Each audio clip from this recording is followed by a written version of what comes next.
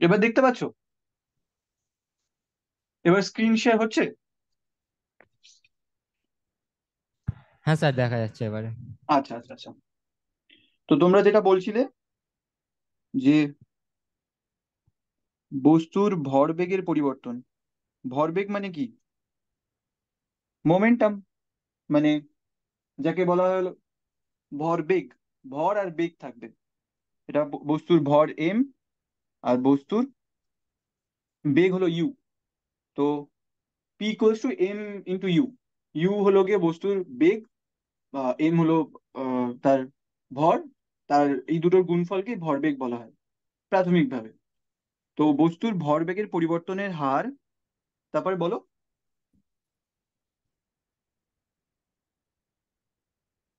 হুম। বস্তুর ভরবেগের পরিবর্তনের হার, তারপরে বলো যেটা বলেছিলে। প্রযুক্ত বলের সমানুপাতিক। প্রযুক্ত বলের সমানুপাতিক। তো আমরা ভেদ পড়েছিলাম, ক্লাস হ্যাঁ 10-এ পড়েছিলাম ভেদ তো। হ্যাঁ হ্যাঁ স্যার। হুম। তো যদি সমানুপাতিক হয় প্রযুক্ত বল, ফোর্সকে আমরা এফ দিয়ে লিখি, তাই তো? হ্যাঁ হ্যাঁ। একদম। তো বস্তুর ভরবেগের পরিবর্তনের হার তার প্রযুক্ত বলের সাথে সমানুপাতিক এবং এক একই দিকে প্রযুক্ত হয়। যেদিকে বল প্রযুক্ত হয় সেদিকে ভরবেগের পরিবর্তনের দিক। তো আমরা এই ভেদের ক্ষেত্রে আমরা জেনেছিলাম যে যে যদি কোনো প্রপোর্শনাল থাকে তাহলে একটা কনস্ট্যান্ট আসে, মানে ধ্রুবক আসে। তো আমরা এই সি দিয়ে লিখি। আর নিউটনের ল এর ক্ষেত্রে এই সিটা কি হয় জানো? না স্যার। আচ্ছা, সিটা ওয়ান হয়। তো ভরবেগের পরিবর্তনের হার, আচ্ছা দাঁড়াও,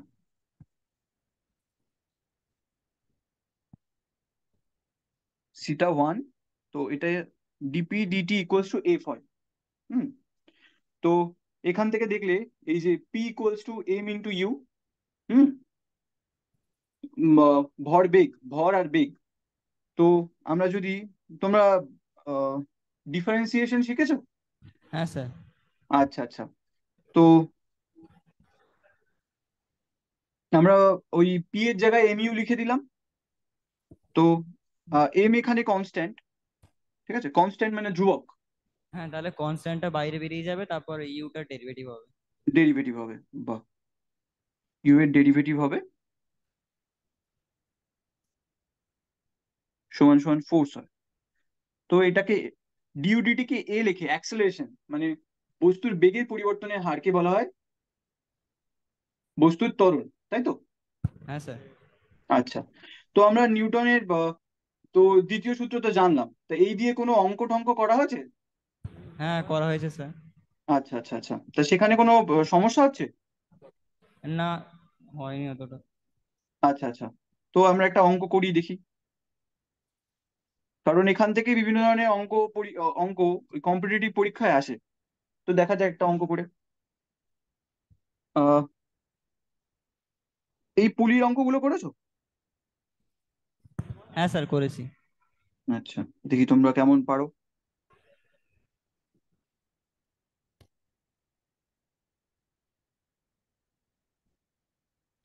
আহ বাকিরা ভিডিও অন করো, তোমাদের অ্যাটেন্ডেন্সটা একটু একবার জানিও, হ্যাঁ?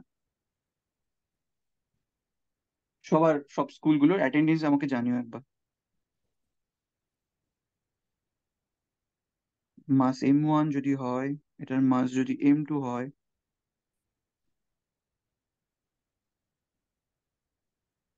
এটা একটা স্ট্যান্ডার্ড পুলির অঙ্ক। তো এক্ষেত্রে তুমি মাস M1 এর অ্যাক্সেলারেশন বার করতে পারবে? হ্যাঁ স্যার। আচ্ছা, তাহলে তাহলে বলো কত হবে। ওই দড়ির টানটা টি ধরতে হবে। দড়ির তার- টানটা টি ধরতে হবে, আচ্ছা। তারপর মানে তোমরা বাকিরাও রেসপন্স করো, হ্যাঁ, বাকি স্কুলগুলো বাকি রেসপন্স করো তোমরা। কতটা বুঝছো, নাহলে বুঝতে পারবো না। প্রশ্ন থাকলে প্রশ্ন করো। আমরা বেসিক নিউটনস মেকানিক্স থেকে বিভিন্ন ধরনের প্রবলেম, যেগুলো কম্পিটিটিভ পরীক্ষা এমনি পরীক্ষায়ও আসে।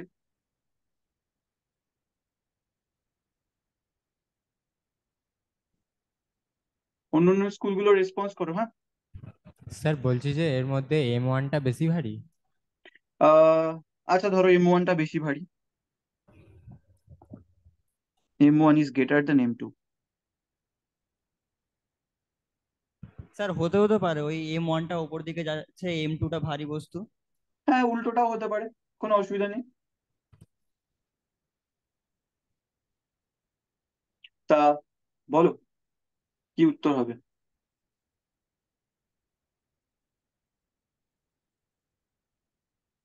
স্যার M1 বস্তুটা নিচের দিকে mg ভর কাজ করছে, আর M2টার এম M1G। হ্যাঁ, আর ওটার M2g। M2G, আচ্ছা। দুটোর ক্ষেত্রে দড়ির টান একই থাকবে, তাই তো? টি এর মান আচ্ছা, এবার যদি ধরো এই পুরো সিস্টেমটা চলমান অবস্থায় আছে, ঠিক আছে? চলমান অবস্থায় মানে হলো আহ ঘটনাটা ঘটছে যে M1 বস্তুটা বেশি ভারী, সেটা ওটা নিচের দিকে নামবে আর M2টা উপরের দিকে উঠবে। তো এই অবস্থায় M1 বস্তুর অ্যাক্সেলারেশন কত হবে, মানে ত্বরণ কত হবে, সেটা তোমাদেরকে বার করতে বলা হয়েছে। তা সেটা বলো কত হবে। স্যার এখানে M2 M1gটা নিচের দিকে নামছে, তাহলে টি হুম, অপেক্ষা M1gটা বেশি হবে। বেশি তো হবে, আচ্ছা। এম ওয়ান হুম, জি মাইনাস টি ইজিক্যালস টু M1a হবে। আচ্ছা। M1G minus T equals to M1 A A. Very good. তো এখান থেকে সবগুলো ডিরেকশন নিশ্চয়ই একই দিকে হবে। সব একটু আগে আমরা পড়লাম যে F equals to M A, F এর যা ডিরেকশন হবে এর তার ডিরেকশন হবে, তাই এগুলো সব ওয়ান ডাইমেনশনাল ডিরেকশনে আছে। সবগুলো ওই জি এর ডিরেকশনে আছে। তাই এখানে আর ডিরেকশন দেখার কোনো দরকার নেই এক্সট্রা করে, তাই তো? তো আচ্ছা, এই টিটাকে বার করবো কি করে? এখানে টি তো জানি না আমি,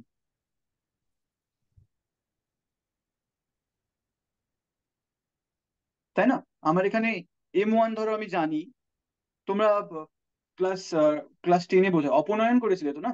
যে যদি দুটো ইকুয়েশন থাকে, দুটো সমীকরণ থাকে, আহ তাহলে ওদের চারটে, ওদের যদি দুটো দুটো সমীকরণ কটা রাশিকে বার করতে সুবিধা করে?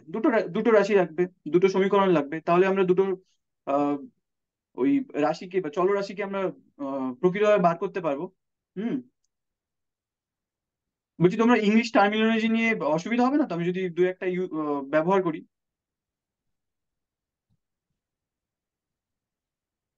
তো বলো, এই টিটাকে কিভাবে বার করবো আমরা? তার মানে আমাদের আরেকটা ইকুয়েশন লাগবে, কারণ আমাদের টি একটা চলরাশি, এ একটা চলরাশি। আমি এ সম্বন্ধে জানি না, কারণ আমার এটাকে বার করতে হবে। এখানে টিও একটা চলরাশি, জি জানি, M1 জানি। তো আমাকে টি আর এর জন্য আরেকটা ইকুয়েশন লাগবে, সেই ইকুয়েশনটা কোথা থেকে পাবো? স্যার আর একটা ইকুয়েশন হতে পারে টি মাইনাস M2g ইজিক্যালস টু M2a। বাহ, very good. M2G equals to M2A। ঠিক আছে। তো এখান থেকে যদি আমরা অপনয়ন পদ্ধতি বা বিভিন্ন রকম পদ্ধতি এমনি দেখে বুঝতে পারছো যে দুটোকে যদি দুটো ইকুয়েশন 1 আর ইকুয়েশন 2 কে যদি আমরা যোগ করে দিই, তাহলে আমরা এটাকে পেয়ে যাব, তাই তো? তাহলে এ সমান সমান কি হবে? আমি কিন্তু ডিরেক্ট উত্তর লিখছি, হ্যাঁ। M M2 minus M। না, M1 - M2।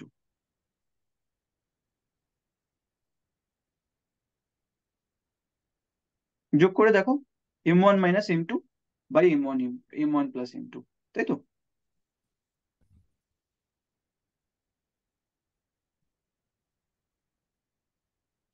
তাহলে আমরা ওই M1 বস্তুর ত্বরণ পেয়ে গেলাম, তাহলে M2 বস্তুর ত্বরণ কত হবে?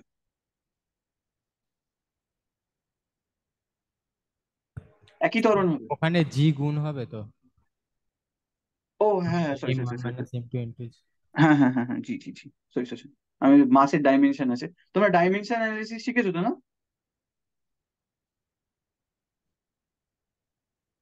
স্যার প্রথম চ্যাপ্টারে আছে।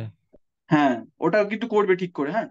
দেখো, একটা জিনিস মনে রাখবে, যে ফিজিক্সে যে কোনো ইকুয়েশন ঠিক আছে কি ভুল আছে সেটা আমরা ডাইমেনশন অ্যানালিসিসের মাধ্যমে বুঝতে পারি। কিরকম করে? দেখো এখানে ওপরের সবকটা রাশি M1 M2 by M1 plus M2 সবগুলো তো ভর। ভরের আছে, তো এগুলো ক্যান্সেল করে দেবে, তাই তো? ভর ওপরে নিচে ভর, তো ভর ভর কেটে গেলে ভর থাকলো না, তো শুধু জি থাকলো। জি হলো অ্যাক্সেলারেশনকে ডিপেন্ড, মানে অ্যাক্সেলারেশন অর্থাৎ ত্বরণকে ডিফাইন করে, গ্র্যাভিটেশনাল অ্যাক্সেলারেশন। আর এই পাশে আছে হলো কি এ ত্বরণ। তো ত্বরণ ত্বরণ ডাইমেনশন অ্যানালিসিসে মিলে যাচ্ছে, তো জি না হলে এটা ভুল হতো। ঠিক আছে। আর উম, তো M2 এর অ্যাক্সেলারেশন একই হবে কি করে বুঝলে?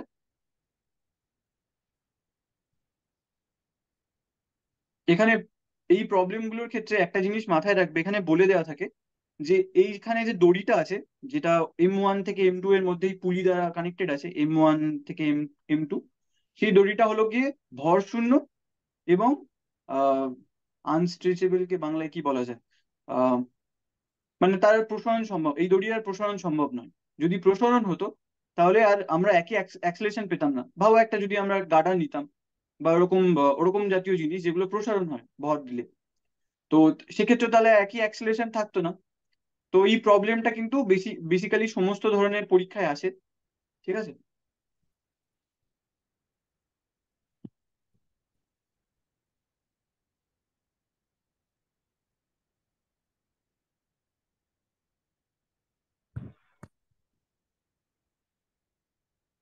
আচ্ছা। আর এটা গেল নিউটনের দ্বিতীয় গতিসূত্র। তৃতীয় গতিসূত্রটা একবার বলো কেউ, অন্য স্কুলগুলো।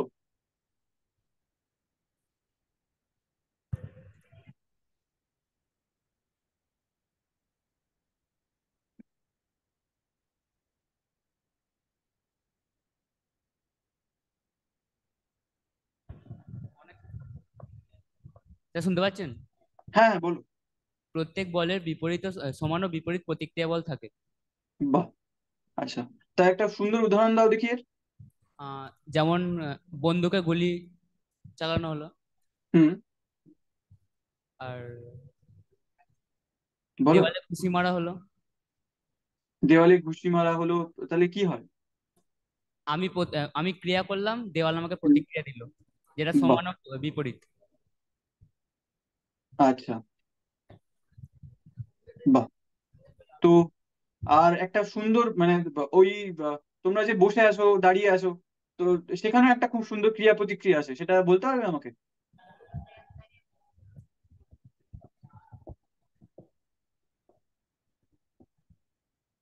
স্যার আমরা মাটির নিচে ক্রিয়া করছি, মাটিও আমাদের ওপর প্রতিক্রিয়া বল ক্রিয়া করছে। বাহ, ভেরি গুড। তা ওই প্রতিক্রিয়া বলটাকে কি বলা হয়? লম্ব প্রতিক্রিয়া বল ওটা। লম্ব প্রতিক্রিয়া বল। এটা কিন্তু ভুলে যেও না, হ্যাঁ। এটা বিভিন্ন ধরনের প্রবলেমে থাকে। তোমরা ঘর্ষণ পড়েছো, তো যদি বস্তুটার ভর এম হয়, নিচের দিকে যদি গ্র্যাভিটেশনাল অ্যাক্সেলারেশন জি হয়, তো উপরের দিকে লম্ব প্রতিক্রিয়া বল এন দেবে, তাই তো? আচ্ছা, ধরো এই প্রবলেমটাকে আমরা একটু নতুন করে ডিসকাস করি। এক্ষুনি পড়লাম আমরা নিউটনের দ্বিতীয় গতিসূত্র। এখন এই বস্তুটাকে ধরো আমরা একটা লিফটের মধ্যে রেখে দিয়েছি। ঠিক আছে, লিফটের মধ্যে রেখে দিয়েছি।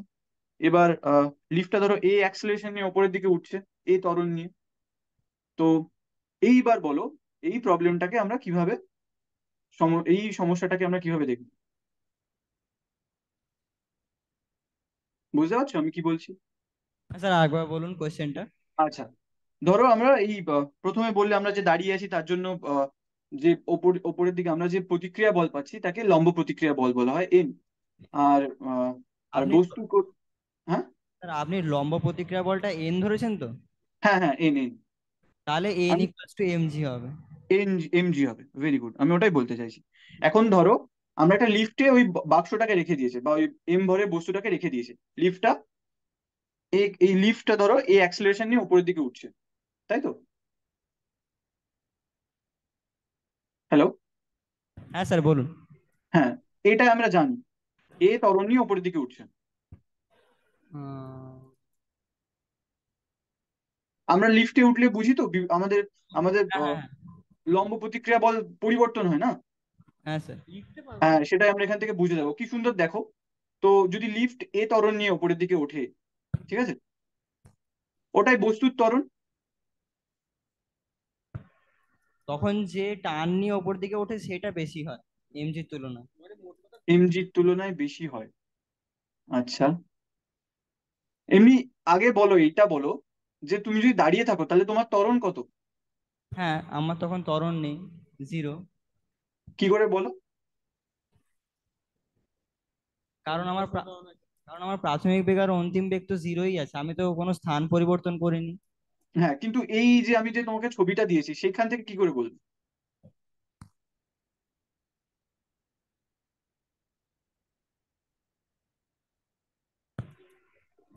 Sir, N minus M G equals to M A. একদম, very good, very good, very good.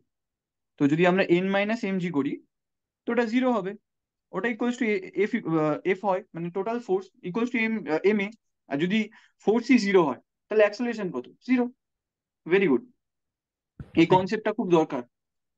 আর তাহলে আমরা এই যদি আমরা ওই একই বাক্সটাকে লিফটের মধ্যে রেখে দিই, আর যদি এ ত্বরণ নিয়ে ওপরের দিকে ওঠে, তাহলে সেক্ষেত্রে কি হবে? বস্তুটার ত্বরণ কিন্তু তখন এ।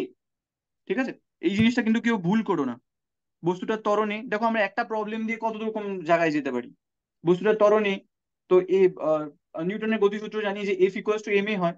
তো ফোর্সটা কত এখন? ফোর্সটা কত হবে এখানে? এম এম জি হবে স্যার।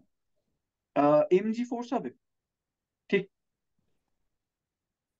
আমরা তো পড়লাম যে বস্তুর আহ, মানে এফ ইকুয়ালস টু এম এ, যে পরিমাণ বল প্রযুক্ত হবে সেটা তার ওই ভরবেগের পরিবর্তনের হারের সমানুপাতিক এবং একই দিকে প্রযুক্ত হবে।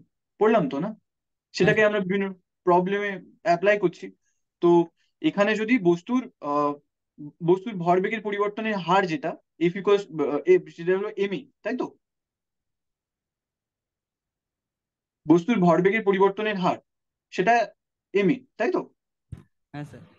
হ্যাঁ, তা সেটা সমান সমান বলের সমানুপাতিক। সেই বলটা এখানে কি?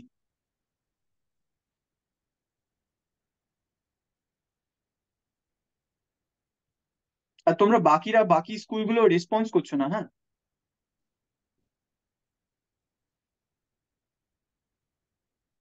স্যার এখানে তো লম্ব প্রতিক্রিয়া বল এন আছে। হ্যাঁ,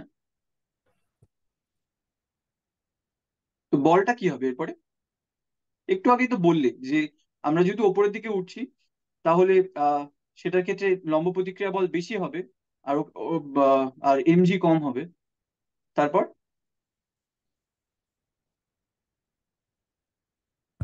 এন মানেই তো স্যার বল ওটা। এন মানেই বল, ঠিক কি সেটা? এখানে দেখো, আমরা যে সমস্যাগুলো আমরা করি সেগুলো তো এই জিনিসটাই সবচেয়ে বড় কনসেপ্ট। এগুলো স্যার এখানে একটুখানি ধরে নিতে হবে। এন হ্যাঁ বলো। Equals to N equals to M into G plus A হচ্ছে। হ্যাঁ, ভেরি গুড। তো ওটাকে যদি আমরা ঠিক করে গুছিয়ে লিখি, তুমি যেটা বললে যে এন ইকুয়ালস টু, তারপরে M into G plus A. G plus, G plus A. হ্যাঁ, কেন? কারণ sir N minus M G equals to M A. আচ্ছা, এন মাইনাস এম জি, এটাই তো জানতে চাইছিলাম। তো আমরা একটু আগে পড়লাম তো যে বস্তুর ভরবেগের পরিবর্তনের হার তার বলের সাথে সমানুপাতিক। তো যদি ভরবেগের পরিবর্তনের হার যদি এইটা হয়, তাহলে বল কি প্রযুক্ত হবে? N minus M G. এটাই হলো এরপরে বল। ঠিক আছে, বুঝলে তাহলে? হ্যাঁ স্যার। হ্যাঁ, এই জিনিসটা খুব ইম্পর্টেন্ট। হ্যাঁ, কত বল প্রযুক্ত হচ্ছে, সেই বলটাই হলো তার বস্তুর ভরবেগের পরিবর্তনের হারের সমান। আর এখানে বলটা হলো এন মাইনাস এম জি। এই জন্য তুমি যখন দেখবে যখন লিফটে ওপরের দিকে ওঠো তখন তোমার ওয়েট বেড়ে যায় না কমে যায়?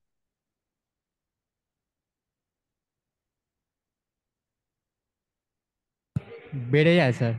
আচ্ছা, কি করে বুঝবে?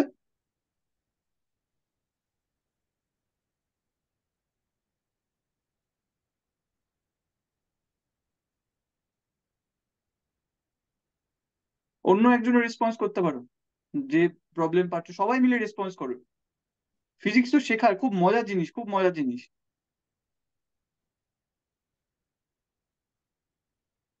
এই ইকুয়েশন থেকেই বোঝা যাবে খুব ইজিলি। কি করে বলো, বুঝবে কি করে?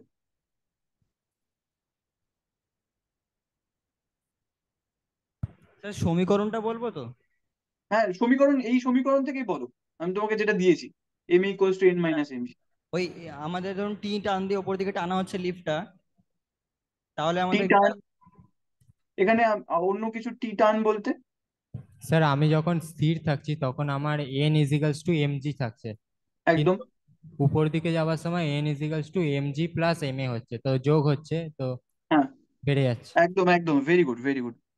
N equals to M A plus G, তাই তো? তাহলে দেখো, তুমি যেটা পাও, মানে তুমি যেটা বুঝতে পারো, সেটা হলো প্রতিক্রিয়া বল, অন্য কিছু না। ঠিক আছে, তোমার প্রতিক্রিয়া বলটাই বাড়ছে ওপরের দিকে। তো তুমি যদি ওপরের দিকে ওঠো, এই জন্য তোমার ওজন বেড়ে যায়, মনে হয় ওজন বেড়ে যায় প্রতিক্রিয়া বলের জন্য। ঠিক আছে, আর স্থির হয়ে দাঁড়িয়ে থাকলে এই ইকুয়ালস টু জিরো হয়। তো জিরো হলে কি হবে আবার? তো সেই ক্ষেত্রে আবার তোমার হলো গিয়ে, তুমি বুঝতে পারবে যে তোমার ওজন যা ছিল তাই আছে। ঠিক আছে, সেরকম ভাবে তুমি যদি উল্টো ভাবেও দেখো, যে তুমি যদি লিফটটা নিচের দিকে নামছো, ধরো উপরের তলা থেকে নিচের দিকে নামছো, তা সেক্ষেত্রে কি হতো? N equals to N M G minus A. তাহলে আবার কি, প্রতিক্রিয়া বল কমে গেল, তুমি আগে যেটা ছিল সেখান থেকে কমে গেল। ঘন্টা পড়ে তো গেছে। হ্যাঁ, কিছু বলছো? না স্যার। আচ্ছা আচ্ছা, তো বুঝলে, এই প্রবলেম গুলো কিন্তু খুব থাকে, এগুলো কিন্তু খুব সুন্দর করে দেখো। হ্যাঁ thank thank you you sir. Sir. হ্যাঁ হ্যাঁ হ্যাঁ, তোমাদের কারো কোশ্চেন আছে? কোশ্চেন বলো তোমরা। স্যার পরের দিন কি পড়াবেন আপনি? ও, পরের দিন তোমাদের সমস্যাগুলো আগে প্রথমে বলো, তোমরা কি পড়ে বুঝেছো। তোমাদের দেখো, এখানে মানে থরলি ডিসকাস করা যায় যে কি নতুন টপিক। স্যার পরের বৃহস্পতিবার আমাদের ক্লাস হবে না, পরীক্ষা আছে। ও, পরের বৃহস্পতিবার দিন ক্লাস হবে না, পরীক্ষা আছে। আচ্ছা আচ্ছা, সব স্কুলগুলোর কি পরীক্ষা আছে? স্যার তাহলে পরের সপ্তাহে এই চ্যাপ্টারটা পড়ে আসবো, আপনি আবার প্রবলেম গুলো সলভ করাবেন। আচ্ছা আচ্ছা আচ্ছা, আর এমনি তোমাদের সমস্যা থাকলে মানে আমি তো থরলি কোনো জিনিস নিয়ে মানে পরপর ডিসকাশন করেও যেতে পারি, তোমাদের যেখানে প্রবলেম আছে সেগুলো নিয়েও ডিসকাশন করতে পারি। ঠিক স্যার, আছে। স্যার একটা রিকোয়েস্ট ছিল। হ্যাঁ। বলছি, তো স্যার এমসিকিউ কোশ্চেন হবে, এবছর তো প্যাটার্ন চেঞ্জ হচ্ছে। হুম হুম। স্যার এই চ্যাপ্টারের উপরে ওরা একটু পড়ে আসুক, আপনি হ্যাঁ, ওদের কিছু কোশ্চেন করুন এমসিকিউ টাইপ। আচ্ছা আচ্ছা আচ্ছা, ঠিক আছে, একদম, ইন্টারঅ্যাক্টিভ আমি তাহলে করলে কোশ্চেন গুলো রেডি করে রাখবো। হ্যাঁ, মানে ওদের একটু মানে একটু প্র্যাকটিস হবে আর কি, তাহলে ভালো হয়। আর নেক্সট উইক আচ্ছা। মনে হচ্ছে আমাদের ইউনিট টেস্ট আছে, তো হয়তো ক্লাস অফ হ্যাঁ। থাকবে। পরের বৃহস্পতিবার যখন হবে তখন ওরা এই চ্যাপ্টারটাই ভালো করে পড়ে আসবে। আচ্ছা আচ্ছা আচ্ছা ঠিক আচ্ছা। আছে। হ্যাঁ স্যার, হ্যাঁ স্যার, একদম।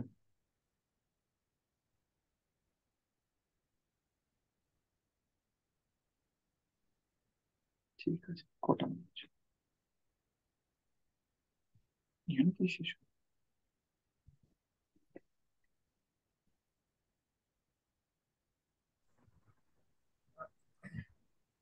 স্যার আমি তাহলে বায়োলজিটা শুরু করি নাকি? হ্যাঁ হ্যাঁ হ্যাঁ হ্যাঁ।